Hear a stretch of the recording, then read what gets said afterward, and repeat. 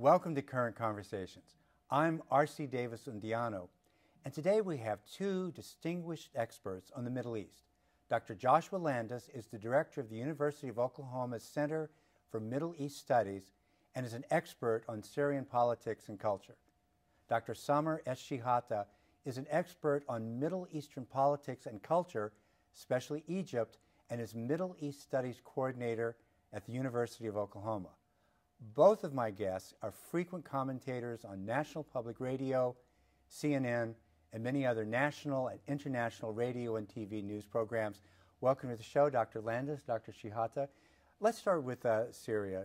Joshua, can you fill us in, just give us an overview on the most recent that's happened regarding the chemical weapons agreement and the fighting between the government and the opposition? Well, we've just been through a roller coaster on the chemical weapons.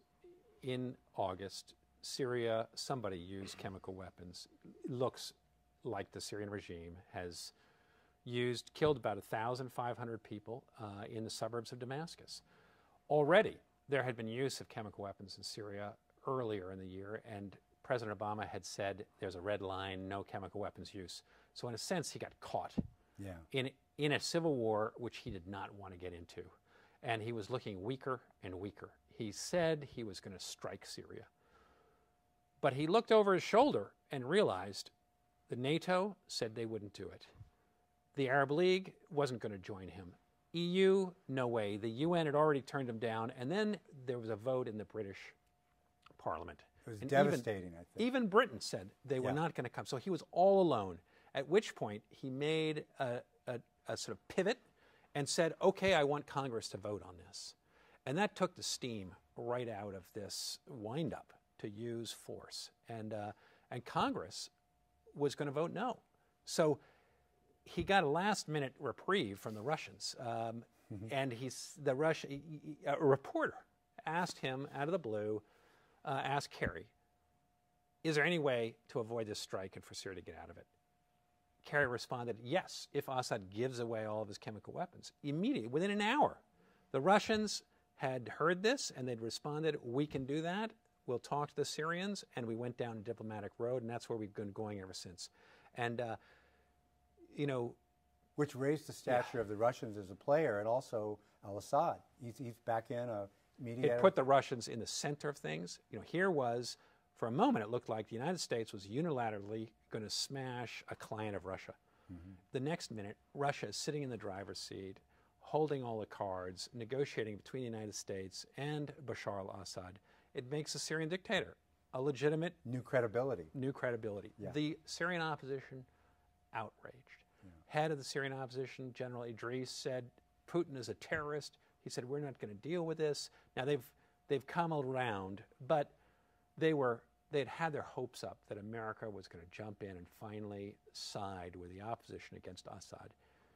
And that's all crumbled. Maybe we can come back to Syria. We will come back to Syria in just a moment. Can you give us an overview of where things are with Egypt, Samer? Sure. Well, also this summer has been terribly eventful in Egypt, and not necessarily for the good. There were massive protests against President Morsi on June 30th this year.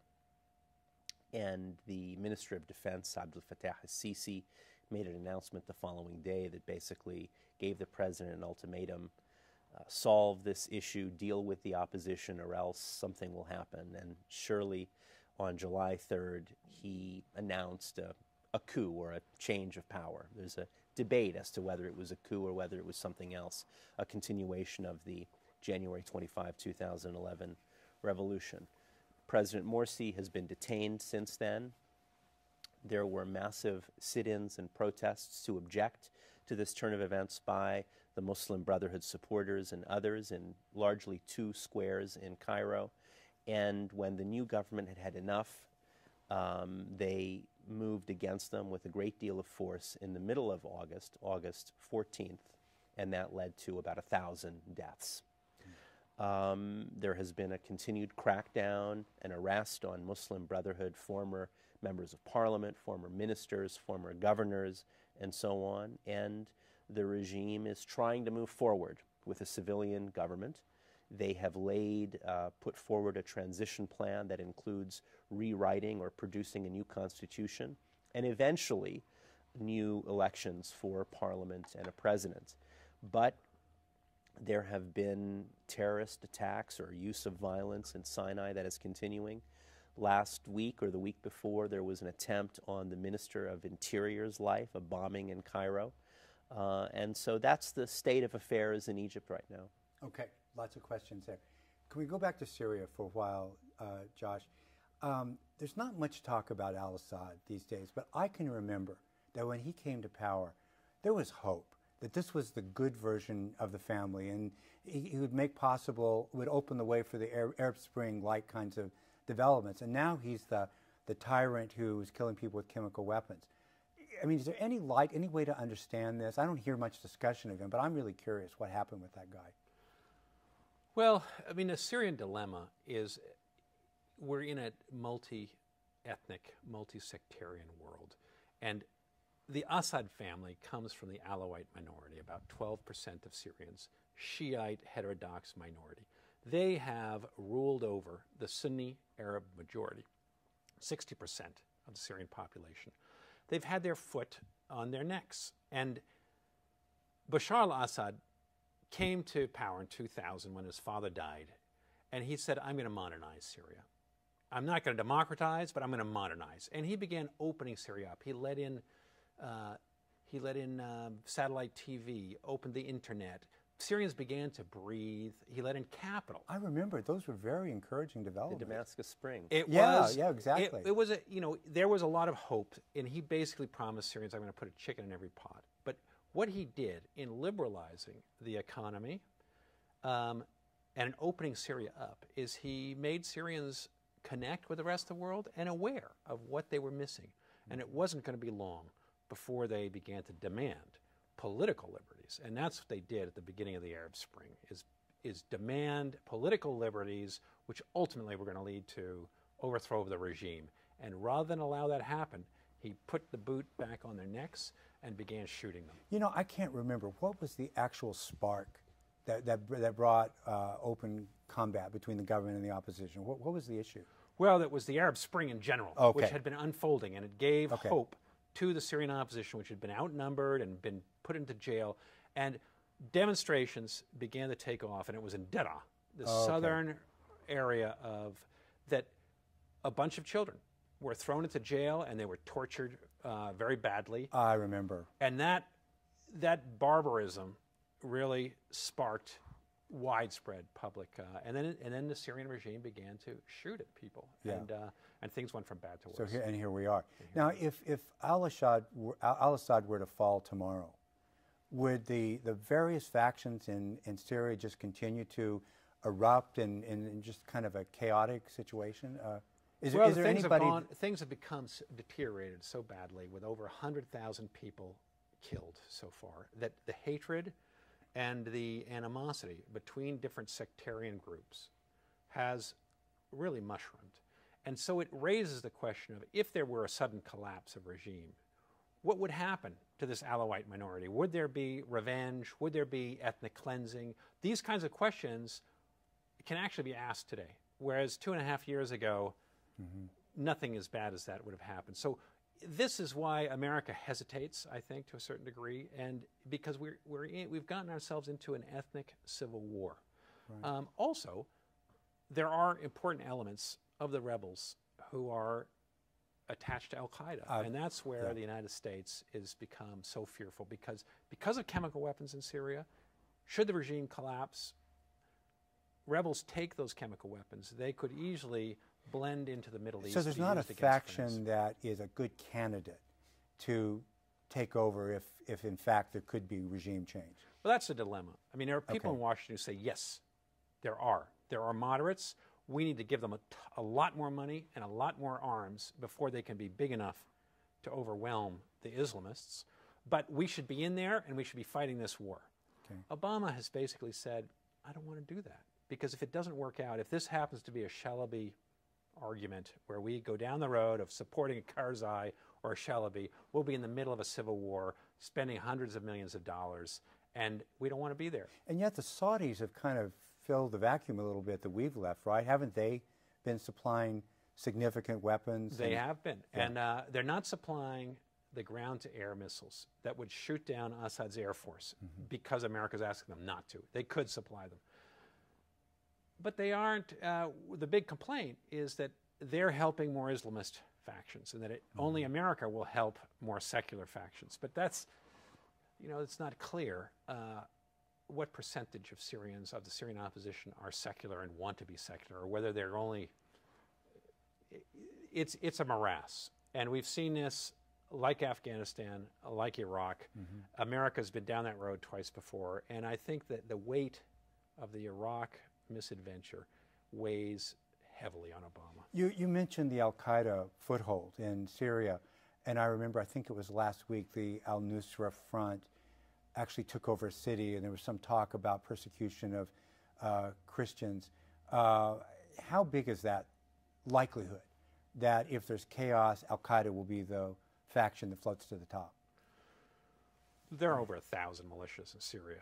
But the al-Qaeda factions, there's two major militias, own a number of big areas. Raqqa in the north, the Deir ez-Zor region, and some oil and so forth. So they're well ensconced. Many Syrians argue Syria is not an extremist country. These are extreme times. Extremist groups have grown up. But were the situation resolved and political peace brought back to Syria, you would see those fringe elements disappear quickly. But the question is, there's a lot of ifs in that. And if Syria were to settle into a Somalia-type situation, al-Qaeda could become ensconced, as it did in Afghanistan. And that's the danger. And in a sense, it's paralyzed the United States. So where we are today is the U.S. is giving the rebels enough arms so they cannot lose, but not enough so they can defeat Assad. And that leads to stalemate and could lead to the division of so Syria. the Saudis are giving arms to the opposition.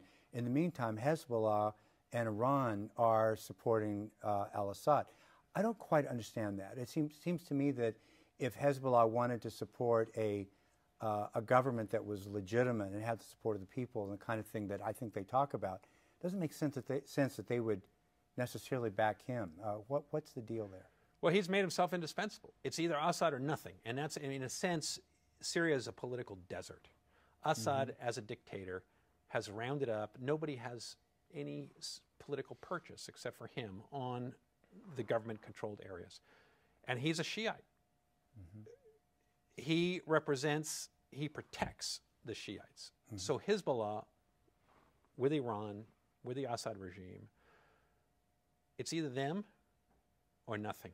And that's the dilemma that they have left. And that's always the dictatorship problem, because they have not allowed an opposition to grow up. It seems like there would be a lot of internal conflict among the Iranians about supporting him. I mean, it's not a clerically oriented regime or government, and it just doesn't seem to be in the Iranian style. But I guess you're saying...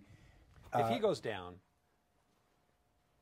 there is no leadership to replace him. And then bad things would happen to Shiites. I was in Lebanon this summer, for example, and I asked Lebanese Shiites, do you support Hezbollah taking Lebanese into the Syrian affair? And they would say, no, it's very bad, blah, blah, blah. But then at the end of the day, they would all come around and say, but if the Shiites lose in Syria, Sunni extremists are going to hold the knife to our throats. So they feel threatened by the growth of extremism. And therefore, they're defending their co-religionists for better or for worse. And it's become a very tribal thing like this. And that's, unfortunately, what's generating this long, How much bloody difference do you conflict. think the Hezbollah and the support of Iran has made in the actual fight? Big difference. Big difference. The Syrian regime was collapsing, not collapsing, but it was losing more and more territory. This last summer, both Hezbollah, Iran doubled down, and we saw the regime come back, and the rebels began to lose. And since then, we've gone back to sort of this stalemate. But all of them, there are tons of proxy, there are tons of international fighters in here. Iran, Russia, Hezbollah supporting Assad, America, Saudis, Turkey, supporting the rebels. And that's what makes this a tinderbox that Obama, I don't think, is ready to take on the Russians or the Iranians in the Syrian theater.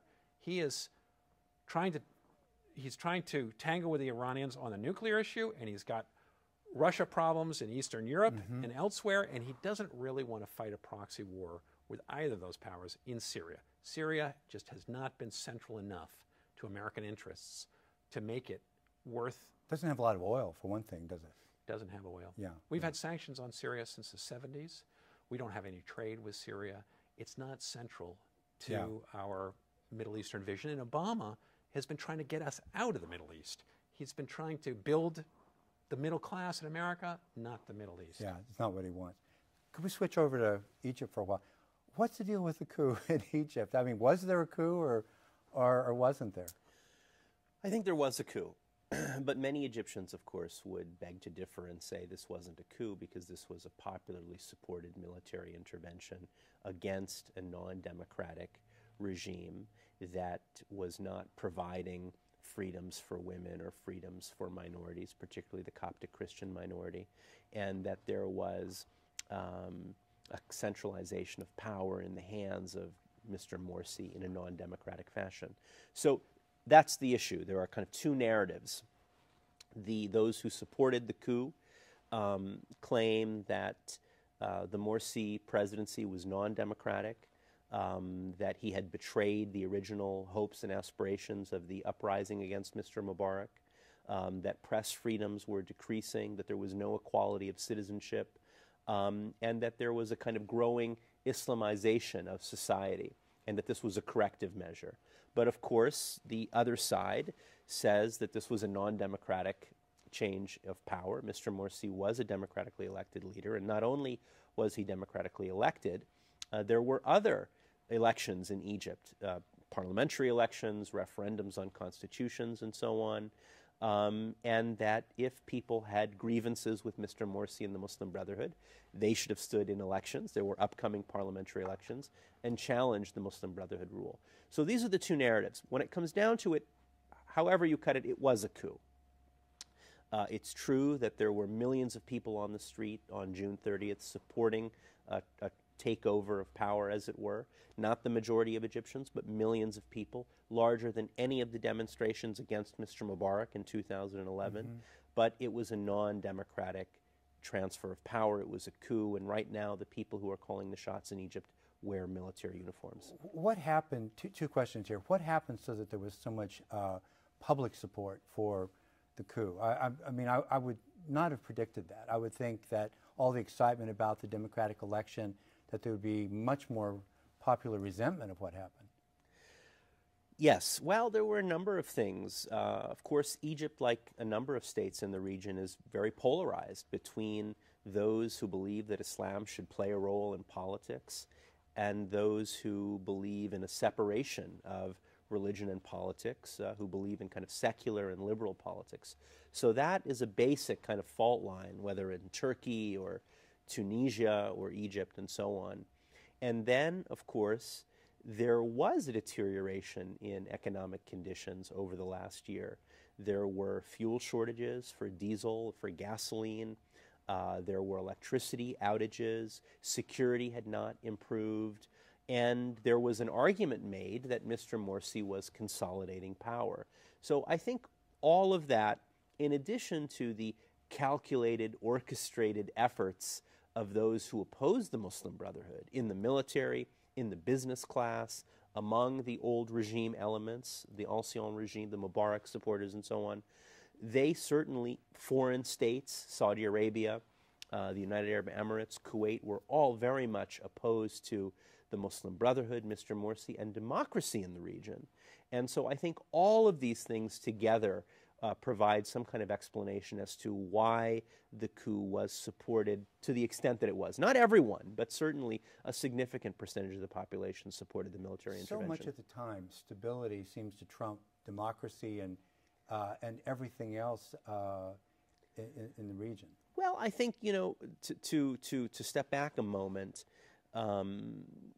these were revolutionary times, that the argument would be, and that the legitimacy of the ballot box is not the same in a newly forming political system than in an established consolidated democracy that had many elections and that had institutions that were solid and protected basic rights. That would be the argument from the supporters of the coup, as it were. You make me wonder if one view of it might be that, please respond to this, that the generals, the military that was in power, didn't ever allow an Arab Spring. They threw Mubarak under the bus, and then when Mr. Morsi, President Morsi, became a problem for them, threw him under the bus, and basically, same people have been in charge all along. I mean, is that... That's a very good assessment, and in fact, I think it would be naive to think that in 2011, when Mr. Mubarak was ousted, that was a revolution. That wasn't a revolution. It was an uprising, and as you pointed out, the generals realized that their interests were threatened by this sustained mass mobilization, and they threw Mr. Mubarak under the bus. Played really well in the media. Played very well in the media, and it played very well in Egypt for quite some time. But they were still in power. In fact, the Minister of Defense had been appointed Minister of Defense in 1991, and he became the new head, and his assistants and so on. The members of the Supreme Court, who were all Mubarak appointees for the most part, remained high-level officials. So the regime was still intact. Mubarak was ousted, but the regime was still very much intact, and they essentially ejected Mr. Morsi when he became too uppity or when they had had enough of him. Egypt is such an important player in the region. It's so important for the United States and its recognition of Israel and so on and so forth. What are the prospects for democracy in Egypt, and what part is the Muslim Brotherhood going to play in that? Well, not very good, I think, unfortunately. And the reason is because you cannot really have stable democratic politics if a significant segment of the population, a significant political actor, is systematically excluded. And that's what we're seeing now. Mm-hmm. Whether you agree or disagree with the political ideas of the Muslim Brotherhood or other Islamist groups, if they agree to participate in peaceful politics and elections and so on, they need to be allowed to do so. And so for that reason, I think, in addition to something you intimated earlier, which is the non-democratic allegiances of the military. And so in addition to excluding a significant political actor, the Muslim Brotherhood, we will have certainly in the coming period an unwillingness to subject the military generals to civilian authority. And of course, if you don't have oversight, if you do not have civilian control of the military, if you don't have transparency over budgets and so on, then that's a flawed or incomplete democracy. In addition to some of the other things we're seeing, crackdowns on the press and journalists and so on. To what extent do you think the crisis in Syria and Egypt has destabilized the region already? I think the region is very destabilized. We saw really beginning with you could begin it with the Iranian Revolution and the rise of sort of mass politics in the Middle East, or with Iraq collapsing. And, I think if we look at the economic factors that have pushed this Arab Spring, we see deteriorating, population growth that is causing big income gap. We see a youth bulge, very young. The Middle East, Syria, median age 21 years old. Tunisia is 30, and that's the most likely to get towards democracy. But Egypt's 24, Iraq, 21. Places like Gaza are 19. Yemen, 19, the median age. This is so young, and we know from sociological studies that the younger the population, the more prone to revolution. Mm-hmm. And there's been not enough water, not enough economic growth, joblessness, rise of Islamic fundamentalism. It is a dangerous brew, and what we're seeing is the meltdown of these governments. Iraq was, of course, destroyed by the American army, but Syria now has collapsed, and Yemen is in terrible shape. But right across the Middle East, we are seeing the collapse of this old authoritarian structures that were established in the 1950s and that no longer can provide the economic benefits that have placated their populations. And I'm sure there's a lot of other reasons, social media, we've got many other things that come into this. But there isn't an answer. In nowhere in the Middle East have we seen a good model for how government is going to move forward in the region. And people are looking for it. But in the meantime, we're getting more political violence, less economic growth. And stability isn't necessarily a good thing. I mean, if stability means a father-to-son despotic dynasty, as was the case in Syria, from Hafiz al-Assad to Bashar al-Assad, or Egypt, President Mubarak had been in power since 1981, and it was well known that he was grooming his son, Gamal. Or in Libya, Mr. Gaddafi had been in power since 1969 and was grooming his son, Saif al-Islam. Or Ben Ali's Tunisia, who had been in power since 1987. These were seemingly stable regimes simply because they had lasted for a significant period of time. But it was a false stability because I think unless you have inclusive politics, unless you have accountability and good governance and so on, the things that come along with political participation and holding governments accountable, it's a false stability. And something else that you said I think is quite important, and we can see another causal factor in all of these breakdowns, is this idea of a kind of hereditary succession, which of course was established in Syria when Hafiz al-Assad died and then Bashar al-Assad became president.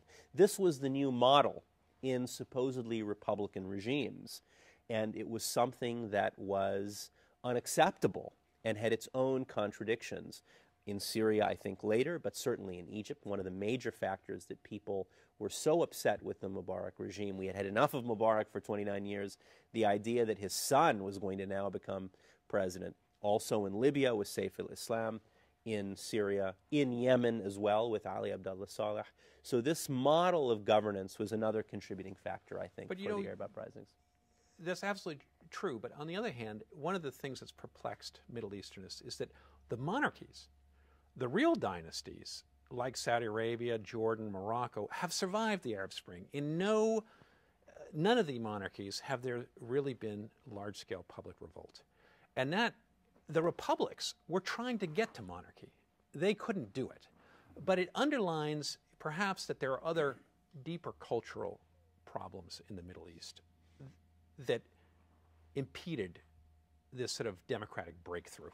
Wouldn't the Islamist critique simply be that the United States has kept governments in power in Saudi Arabia and Jordan and other places, and that's the problem? It's a kind of enforced stability from on high, so we'll always talk about democracy, but the hidden agenda will always be that same stability? Well, that argument is certainly made, and there is some truth to it. I mean, certainly the collapse of the Saud family in Saudi Arabia would have significant political economic consequences across the globe, and it would impact the United States more than the fall of Mubarak. But another perspective on why the monarchies have survived is that they've had deeper pockets, and that the oil wealth has allowed them to cushion themselves from the demands and aspirations and hard times that millions of Egyptians and Syrians and Yemenis who haven't had the oil wealth to provide them free education, free health care, jobs that are cushy, and so on. And if Mr. Mubarak had an extra $20 billion, maybe he would have survived another few years.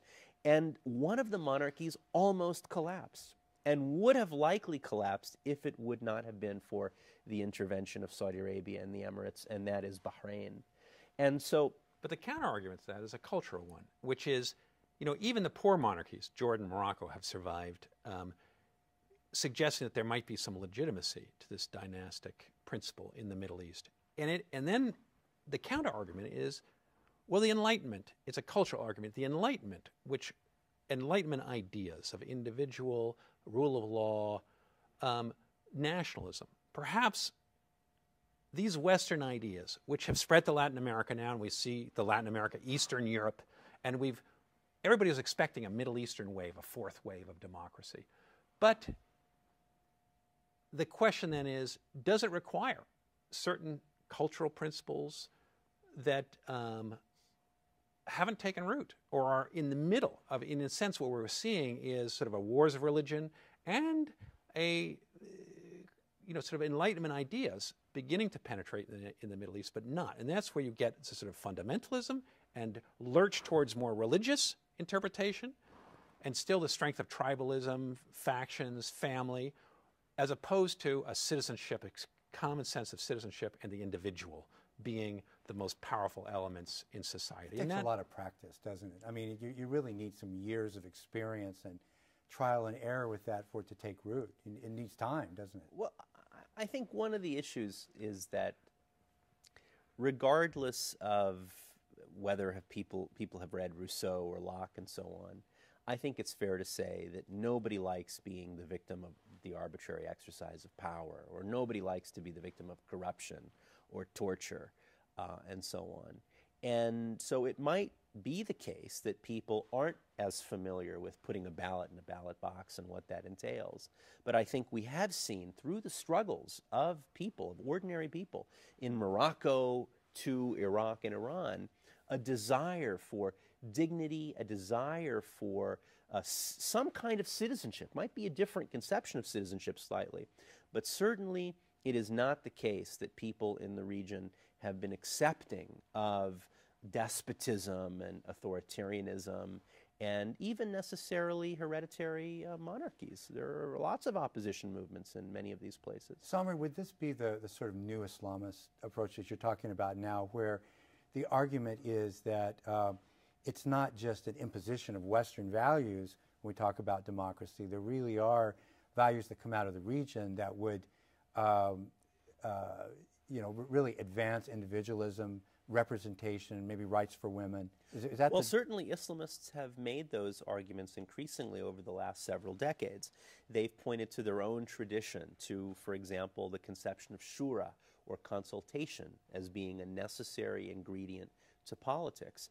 The idea of monarchy is anathema to Islam, and so on. There's no monarchy in Islam. There's no necessary passage of authority from father to son or anything like that. Certainly, basic dignity and so on, they would argue, is something central to Islam. So Islamists from Morocco to Egypt and beyond have made an argument that democracy and Islam are not incompatible. I'm just smiling because I'm thinking of the Orientalist argument that gets made most often in the United States, that it's either us and our influence and our version of democracy or chaos, Well, Turkey is really at the, I think, Turkey is at the dividing line between us. And here we see a country, Islamic country, overwhelmingly Muslim, 99% Muslim, that has a elected Islamic party ruling it, Erdogan's party, the AK party, that has a large middle class, and that seems to have made this transition from military dictatorship under the Kemalists to an Islamic democracy. But we saw this summer with the big demonstrations at Gezi Park. The contest is still being debated. Is there a lurch towards more authoritarianism? And will the prime minister step down, or is he going to change the constitution and make himself president in a sort of Putin-esque continuation of power? Or will democracy prevail and the system reject that sort of lurch towards? So that's, Turkey is the great hope of the Middle East, in which we're seeing more and more democratic practice looking like a fairly healthy political climate. And that's, that would give the lie to the cultural argument. And just for the record, I think it's also important to point out that in Egypt, for example, we had an Islamist government that was elected in elections that had integrity. No one claimed that these elections were rigged or manipulated, or the Brotherhood somehow didn't win those elections, and a number of other elections, parliamentary elections and so on, legitimately. And we have the supposed liberals, the supposed secularists, who have supported the military to undo this democratic experiment. So I think if we look at the Egyptian case, for example, it certainly does not necessarily lead to the conclusion that somehow Islam and democracy are incompatible. It in fact tells us that sometimes the liberals and the secular voices aren't liberal and democratic enough, in fact. I think you're underlying your argument is time. There really needs to be time for Egypt to create these institutions and let the roots go deeper, and they didn't have that. That's certainly a big part of it. Another part of it is just power politics and who has the power and whether democracy is in the interests of the military generals or not. And so I would look much more at power dynamics as well as the institutional factors that allow a democracy to continue or allow people to act democratically. I've always said that the difference between a Hosni Mubarak and a George Bush isn't that George Bush genuinely believes in democracy, but there are institutions that restrain his action. Absolutely. And we saw that with the will to power of Vice President Cheney. And people could make the argument about President Obama today. It's those institutions that limit excess and so on that force people to act democratically that are crucial. So it doesn't depend on an individual person. The institution outlives that I think so.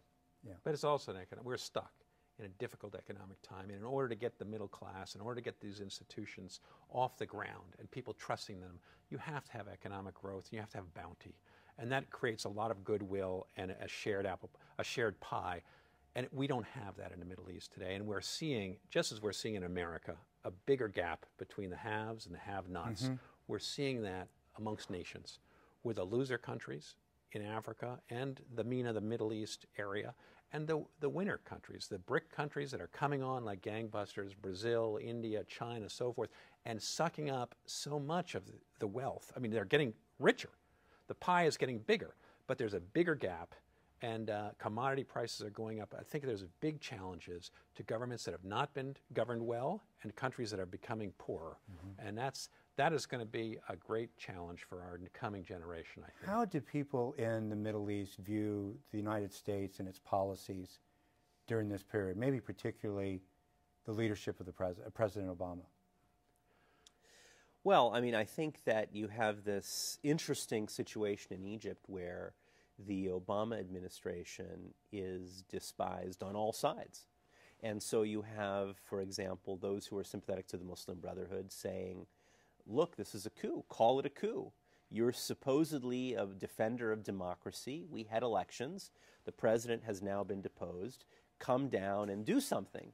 And then you have the other side who are critical of the Obama administration for supporting Morsi for a year and also for threatening to cut off aid. So this isn't a time where the United States is particularly popular in Egypt. I can remember an interview on NPR during the first election of Obama, and David Ignatius said, I spoke to an Arab friend, whose name I will not use, but that Arab friend assures me that if Barack Obama is elected president of the United States, 60 to 90% of your problems as a country will simply dissipate.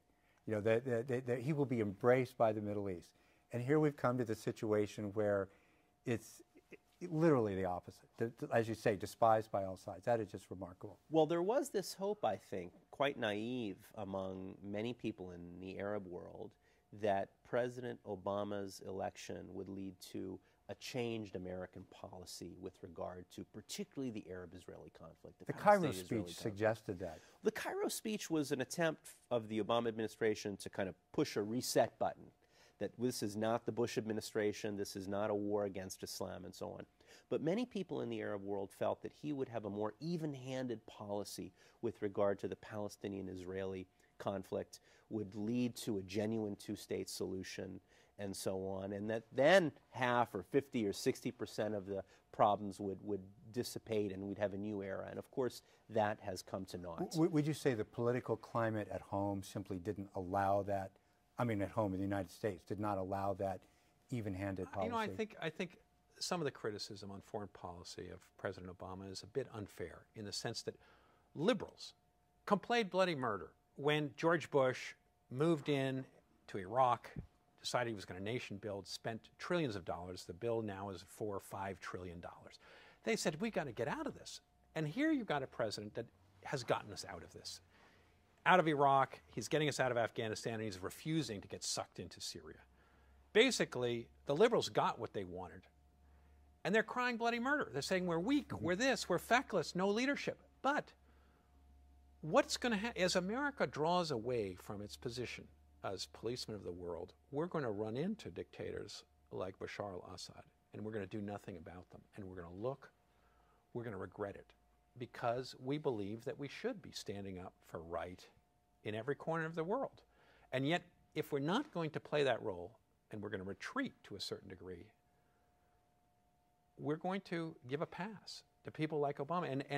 And we cannot get involved in every civil war around the world. That seems like such an important point. In the business world, they say for business to be good, conditions don't have to be great. They just need to be predictable. They need to be stable. And I'm wondering if that's the difficulty or the danger you're describing with the United States and Obama, is that we've become unpredictable in the Middle East. We draw a line, but the line doesn't mean anything. The Middle East is going through a very tough time, and everybody wants America to solve their problem. Look at Turkey, Saudi Arabia, Israel, all want us to jump into Syria and solve their problem. We said, we can do it, but you have to go first, right? We no longer are going to be doing it alone. Nobody would get into Syria. The Saudis said, no, the UN should take care of it. The Turks said, well, we can't do it. You have to go first, we'll follow. Everybody said they want to hold our coat at the door and send us into the fight. And so America said, no. You're going to have to sort this out on your own. And maybe that isn't the worst thing in the world. Maybe they do have to sort it out. I mean, after all, the United States killed 700,000 of its own people in its civil war. 700,000 in a country that was only 30 million at the time. Syria's 100 and something thousand at a country of 24 million. Civil wars are long, they're brutal, and they have their own dynamic. I think we would have gotten more style points if we had said we were going to do that up front. We're not going to try to be the policeman of the world anymore. Don't count on us, and then follow through. It's been kind of a zigzag. It has been a zigzag. You're absolutely right. And Obama said early on in this, Assad has to go. And when he said those words, Syrians got out of their seats and said, I'm joining this fight. Yeah. And it gave them a lot of hope. And Assad should go. And the problem is that this has taken place in the context of the disastrous, unnecessary war of choice that was based on deceit and misinformation of the Bush administration. And so Americans are now, after many years of bleeding, literally, both blood and treasure, faced with this situation. But this is a different situation. This is not a war that we wanted.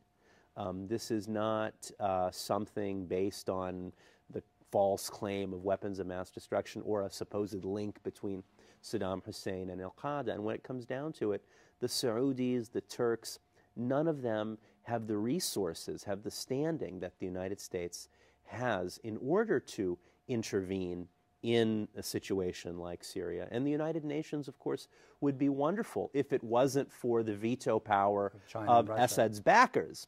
And so I think, and this is where I differ with my colleague and friend, the United States does have a moral duty to act more aggressively to change the course of this conflict in a way that will lead to fewer deaths, some kind of political solution. And I think that sitting on our hands and saying that, you know, it's somebody else's problem or they've already, you know, they've killed each other and we can't solve it. We're still the indispensable nation. We're the indispensable nation. We're going to have to leave it there. Boy, I wish we could keep talking. Thank you so much, guys. It's a pleasure. Thank you.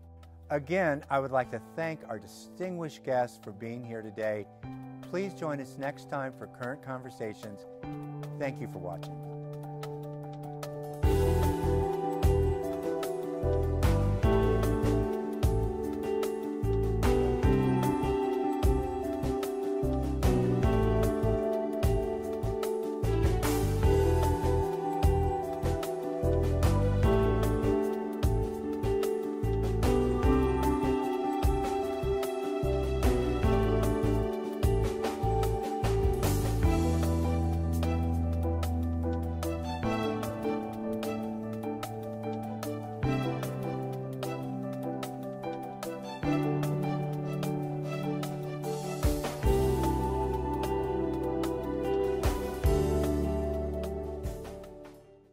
Welcome to the show today. Dayton Duncan is the author of many books about the American experience, from the Lewis and Clark expedition and the national parks to the Dust Bowl. He is best known, however, as a writer and producer of documentary films in his partnership with Ken Burns, films that have shown on PBS for many years. Dayton Duncan, welcome to the show. It is a pleasure to have you here. I want to start out talking to you about you as a writer. You're a famous producer guy, and people who pay attention see that you're a very active writer on all these shows. But I think you actually started out as a writer. That's really the thread through your whole career, isn't it? Yeah, I consider myself first and foremost a journalist, a writer journalist. I've started in a small newspaper in New Hampshire, covering school boards and bond hearings, and graduated to covering politics. I used to write a smart aleck column that appeared once a week in 17 papers in northern New England. So you got your chops as a writer with that daily discipline of having to turn out copy. And it was a terrific training as a writer.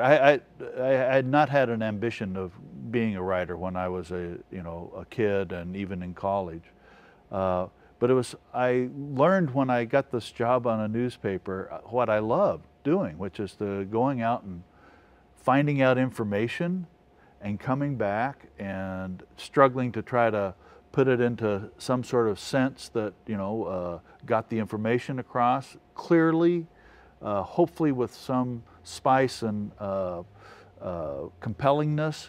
I loved, I have to admit, seeing my name, as a byline, particularly if it was on the front page, like every newspaper reporter feels. But it taught me a lot of skills, meeting deadlines, taught me the skill of organizing information. It taught me the skill of sifting information, what's important, what's not, of interviewing people. I loved it. I couldn't believe that I was getting paid to go out and do that. I think it's really interesting the way you came to being a writer, and it seems like that transition into writing for a really large audience, which you do now with the shows, that was never really a problem. That's the way you thought about writing all the time. And sometimes that is a stumbling block for writers to make that move out to a larger audience. Yeah, I mean, I'm not writing in some sort of personal, revelatory, artistic sense. I hope that some of the things that I write have, a little poetry mixed in with the prose, and that it gets to deeper things than just the surface of facts. I love your scripts. But that's where I come from, is trying to get information that I think is important or entertaining or interesting, hopefully maybe all three sometimes, across to an everyday audience. And film is a different way of doing that. In fact, some of the things you ended up working on as a filmmaker started out as writing projects. I mean, you were interested in Lewis and Clark long before Lewis and Clark, the PBS show, right? Absolutely. Lewis and Clark is now part of my bloodstream for almost a quarter century. I went out and retraced the Lewis and Clark Trail for a magazine piece for the Boston Globe Sunday magazine in 1983. And then I got asked by a publisher to turn it into a book, and I said, well, if I'm going to make a book out of it, I'm sorry, I have to go back out and do this whole journey one more time to get more information, which I did, and then that became my first book, Out West. Haven't you done that 4 times, though? I've retraced the route four different times from St. Louis to the coast and back. And since my first journey out and back in 1983, not a year has passed since then that at least some part of each year I haven't gone to some part of the trail. So I suffer from Lewis and Clark-itis, which is an infectious disease, and I'm in the final terminal stage of it. I'm so fascinated with your doing the Lewis and Clark expedition route 4 times. Were you traveling the way they traveled? I mean, were you in canoes and boats or whatever?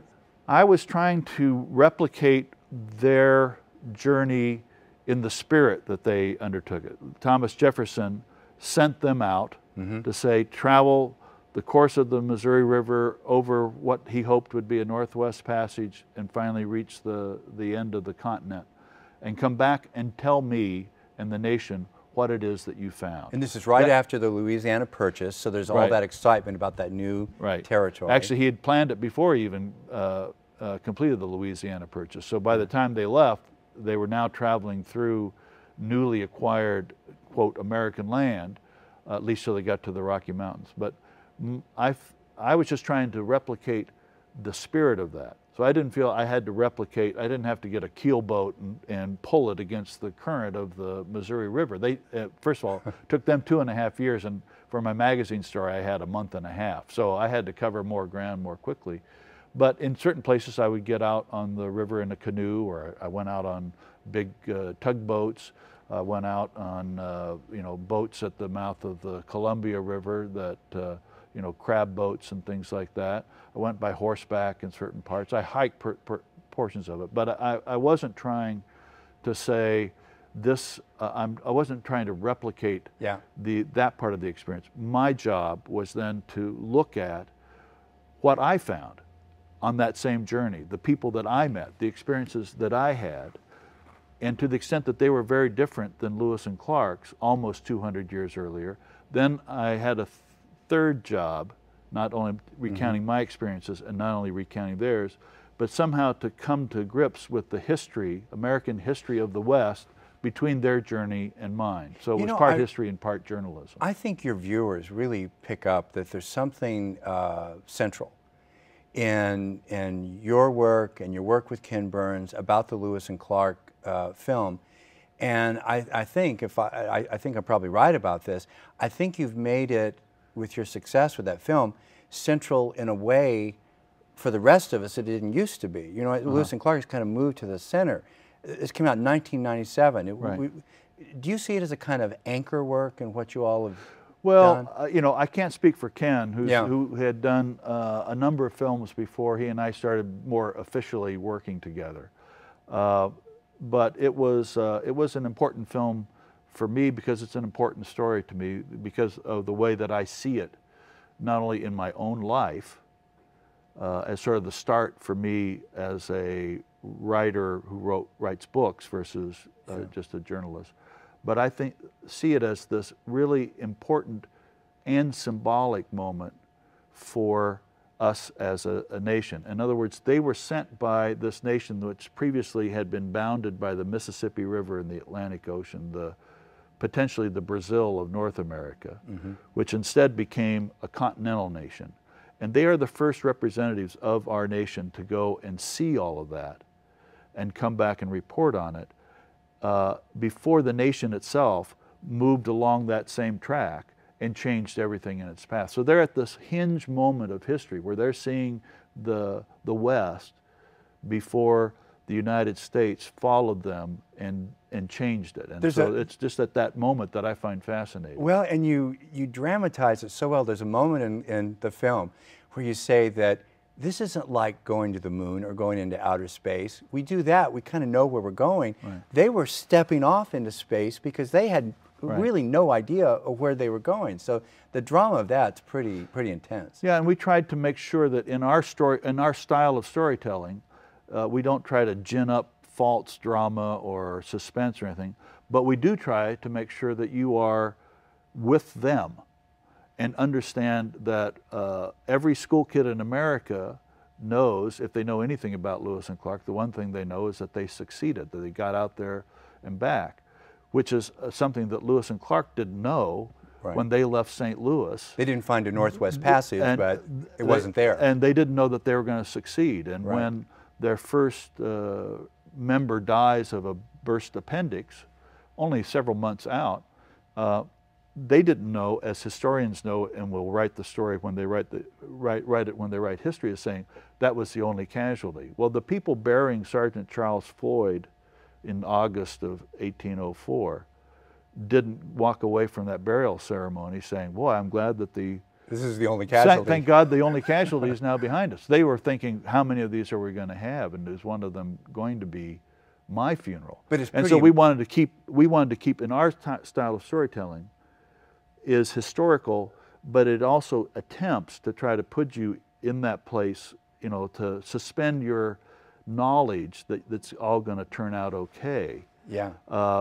And put you in that moment of history, because that is sort of the, I don't know, the subtle lesson in all of our films and in all the things that I believe in my writing about history, which is that history is made by everyday people. who are just doing the best that they can, not knowing exactly how it's all going to turn out. And I learned this in my times in politics. You know, you make choices and it leads things to something else happens and something else happens. Sometimes that turns out to be good, sometimes not, but it is, that's what history is. When we look back on it, we think, well, it's obviously going to be turning out this way and turning out this way. At that moment, you don't know that that's the way that's going to be. And if we can understand history that way, it not only becomes more, I think, accessible and dramatic and exciting, but it also teaches us that we are in the midst of making history. Now, it's not to say that people are going to be making documentary films about you or me later on, but we are the same, and we're making choices. Actually, I think they are. There's a crew over here today. Yeah, this is the beginning of it.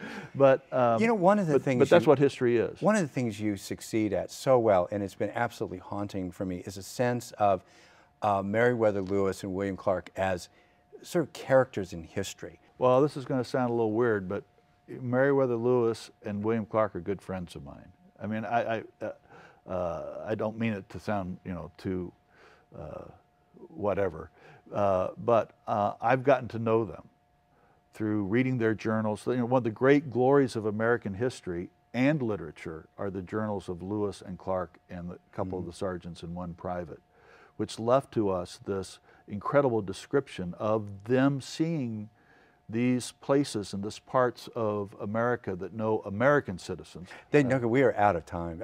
I wish we had a couple more hours. Thank you for this. It's really been a very special show. Thank you very much. Oh, thank you. Thank you for being with us today. We hope that you'll join us next time.